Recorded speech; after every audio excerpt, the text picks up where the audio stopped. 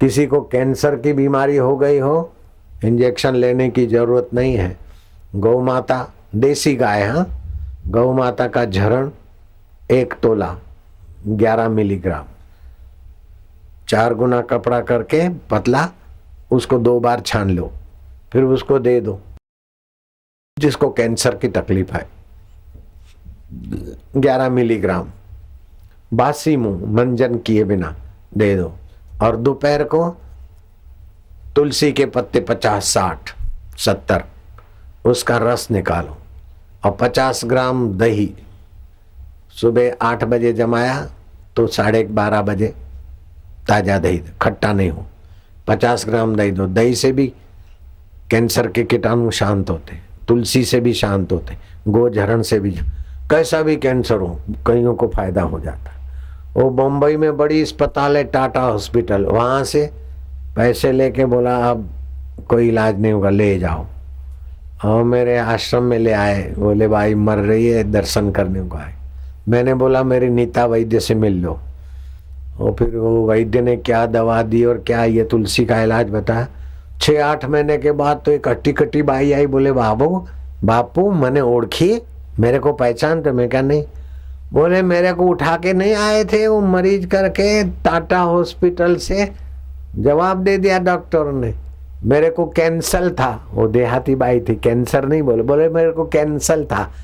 और तुम्हारे आश्रम की वो नीता बहन ने कैंसर को कैंसल कर दिया, कैंसर को कैंसल कर दिया। देखो अब कैसी हो गई। जिनको हृदय की तकलीफ है, हार्ट अटैक का भय है, बाईपास सर्जरी करने को डॉक्टर बोलेंगे, अथवा कमर दर्द होती है, ओडकार आते हैं, खाना ठीक से नहीं पचता है, शरीर टूट रहा है, तो 20 से 25 तुलसी के पत्ते ले लो, वना को रस काढ़ो और 1 गिलास गुनगुना पानी, 1 नींबू निचोड़ो, ओम नारायण नारायण नारायण 21 बार जप करके वो पी लो।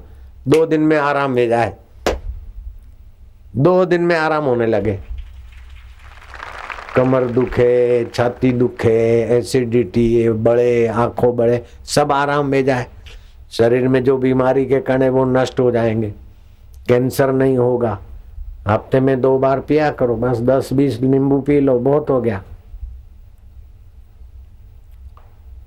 जो मोटे मोटे हैं वो तो खास, आज मैं भी पी के आया, मैं भी थोड़ा मोटा हूं ना, आज मैं नींबू का रस पी के आया सुबह 10, 10:30 बजे। राजपुरा से निकले थे ना, फिर 2-3 जगह गए, ये उद्घाटन उधर उधर, तो वो नींबू पानी पी के निकला था। 1 नींबू लिया, 1 गिलास पानी और तुलसी का रस मिलाया, पिया। कैसा लगता हूँ? तुमको लगता है बापू बूढ़े हैं? बूढ़े तो वो बने जो नंगे सिर धूप में घूमते, जो नंगे सिर धूप में घूमते हुए जल्दी बूढ़े हो जाते। मैं तो सुबह घूमने जाता हूँ, टोपी पहन लेता हूँ, फिर कहीं धूप न लगे तो छाता भी ले लेता हूँ। जो नंगे सिर धूप में घूमते ना, उनको तो जल्दी बुढ़ापा आता है, आंखों की रोशनी भी कमजोर हो जाती है। मैं तो बिना चश्मा के अभी भी छोटे छोटे अक्षर पढ़ लूँ, एक किताब पढ़ लूँ, लोक कल्याण पढ़ लूँ, दिव्य प्रेरणा पुस्तक पढ़ लूँ। ये दिव्य प्रेरणा पुस्तक जो भी पढ़ता है मजबूत हो जाता है। माई पढ़ती तो स्वस्थ हो जाती, बुद्धिमान हो जाती। लड़के पढ़ते हैं तो अच्छे मार्क लाते, भाई लोग पढ़ते हैं तो काम धंधे में छक्का मार लेते। ये दिव्य प्रेरणा पुस्तक अपने लिए भी लेनी चाहिए और अपना जिसका भला चाहते हो पड़ोसी के लिए भी लेनी चाहिए। चाहे उसको दे के 5 रुपया ले लो, फिर भी ऐसी दिव्य प्रेरणा वाली पुस्तक पहुंचाने का पुण्य तो होगा। समिति वालों ने हाथा जोड़ी करके इतना महायज्ञ कर लिया, तो आप भी 2, 5, 10 पुस्तक लेकर अपने पड़ोस का पवित्र यज्ञ तो कर सकते हैं, नहीं कर सकते क्या? दिव्य प्रेरणा पुस्तक जरूर लेना, पढ़ना, दूसरों को पढ़ाना, फिर देखो जिंदगी कैसी हो। डायबिटीज की बीमारी है, इंजेक्शन लगा रहे हैं, गोलियां खा रहे हैं, मारो गोली इंजेक्शन को। करेला का नाम सुना है? करेला, कड़वा कड़वा करेला होते, हफ्ते में 1 दिन करेला की सब्जी बननी चाहिए घर में, तबीयत ठीक रहती। और किसान लोग, जो किसान है वे हाथ ऊपर करो। ये तो किसान ही किसान है बेचारे। किसान के खेत में कुदरत ने साटा दिया, साटोड़ी, उसको साटोड़ी भी बोलते। और पुनर्नवा भी बोलते। वो साटोड़ी के रस में से हमारे औषधालय वाले गोली बनाते। तो किडनी खराब होगी तो साटोड़ी के रस से बनी हुई गोली लेवे तो पुनर्नवा, किडनी फिर नई हो जाती, गुर्दा नया हो जाता है।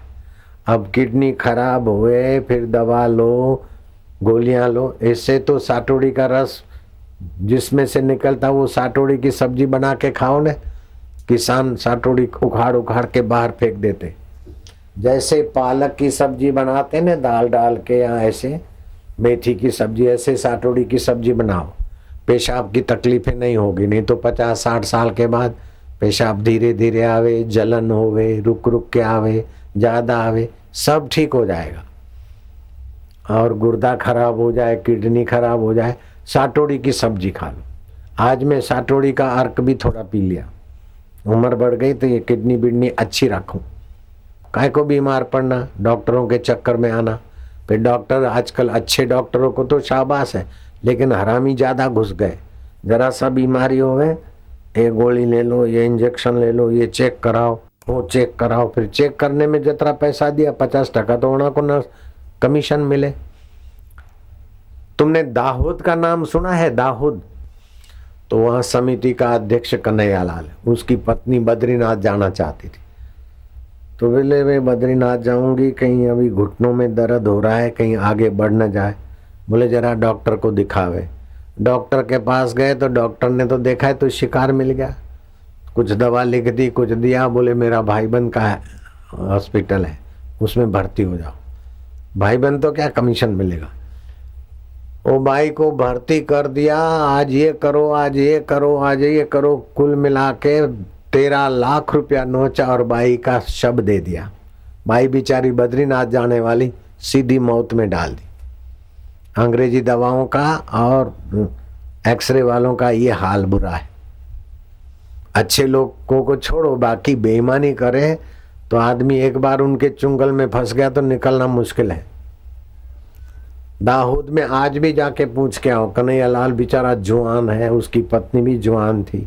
घोड़े में दर्द होता है थोड़ा, बोले जरा दिखा के आओ।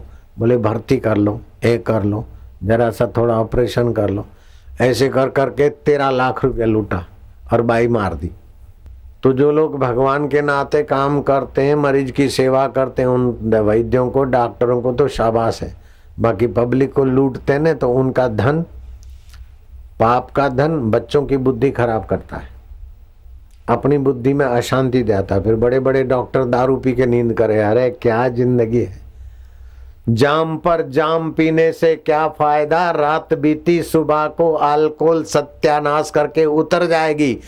तू सेवा की और हरि नाम की प्यालियां पियाकर तेरी सारी जिंदगी सुधर जाएगी, सुधर जाएगी। हरिओम हरिओम हरिओम हरिओम हरिओम हरिओम हरिओम हरिओम हरिओम हरिओम ओम ओम ओम ओम ओम ओम ओम ओम ओम ओम ओम ओम ओम। आज मैं भगवान का नाम ज्यादा लेवाऊंगा, क्योंकि आज एक बार बोलो तो 10,000 गुना फल होता है। आज तुमको छोड़ूंगा नहीं। तुम्हारा पुण्य इतना भर दूं, इतना भर दूं कि कब संसार से जाओ तो पता चले कि ये बुधवार की अष्टमी वाला जप वाला है। हाथ जोड़े यमदूत, नरक में नहीं जानो पड़े। आज ऐसा तुमको बना के फिर छोड़ूंगा। तो डायबिटीज किसी को हुए तो आधा किलो करेला ले लो, वहां का टुकड़े टुकड़े करके तसले में पैरों से कुचलो, नंगे पैर 50 से 60 मिनट तक कुचलो। मुंह और जीभ कड़वी हो जाएगी। 7 दिन कुचलो या तो 10 दिन, डायबिटीज चली जाएगी। और उन दिनों में मेथी की सब्जी अथवा रात मेथी के दाने रात को भिगा रखो, 20, 25, 50 ग्राम, 100 ग्राम तक खा सकते। फिर वना को सब्जी बना के खा लो, डायबिटीज ठीक हो जाएगी। माता पिता, बीमार, बूढ़े, बुजुर्ग और स्त्री का अपमान होता है, उस घर में लक्ष्मी निवास नहीं करती।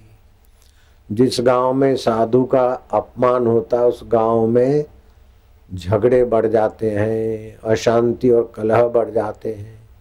और जहाँ साधु का सत्कार होता है वहाँ भगवान लक्ष्मी सहित प्रसन्न होते हैं। जिसके घर में टूटे बर्तन होते तो लक्ष्मी भी चली जाती।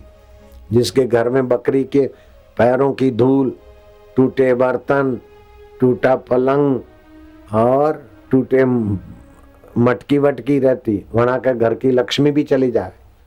बिल्ली के पैर की धूल घर में पड़े तो लक्ष्मी बरकत नहीं करे। भारत की कन्याएं, भारत की माया, भारत के भाई लोग, आप सज्जन तो रहो, लेकिन आपके ऊपर दूसरा कोई जुल्म करे तो वो भी क्या याद करेगा, पड़ा था किसी से पाला। हरिओम हरिओम हरिओम।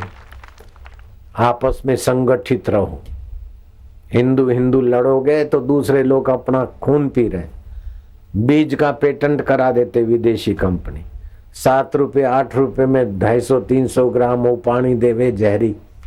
पेप्सी और कोका कोला, टॉयलेट साफ करने की डीडीटी पड़ती, उसमें लिंडिन पड़ता है, ऐसी ऐसी चीजें पड़ती है कि आने वाले बच्चों की जिंदगी भी खराब हो जाए। ऐसा पेप्सी और कोका कोला 2200 करोड़ रुपया नोच के इधर से ले जाते। डीडीटी से कैंसर पैदा होता है और जाति विकास में रुकावट होती है और विकृत बालक पैदा होते। उसमें लिंडेन पड़ता है, वो भी कैंसर तथा मस्तक के रोग पैदा करता है।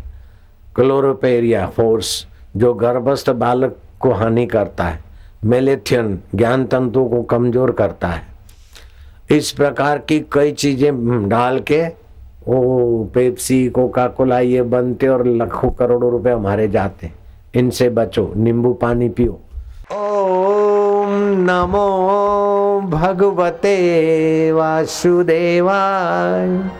अपने बच्चों को हरिओम हरिओम कराओ, पावरफुल बच्चे बनाओ। और ललाट पे तिलक करने से बच्चे बुद्धिमान होते। पैरों में पायल पहनने से कन्याएं और माताएं, उनको स्त्री धर्म की तकलीफें नहीं होती। उनके स्कूलों में पायल पहनने के जाए तो छोरियों को मारते, तिलक लगा के जाए तो उसकी मजाक उड़ाते। ऐसे स्कूलों से बचो। जो तिलक लगाने से रोकते, पायल पहनने से रोकते हैं, वे विधर्मी स्कूलों से बचो। अपने स्कूल खोलो, अपने गुरुकुल खोलो, अपने स्कूल कॉलेज अपने खोलो।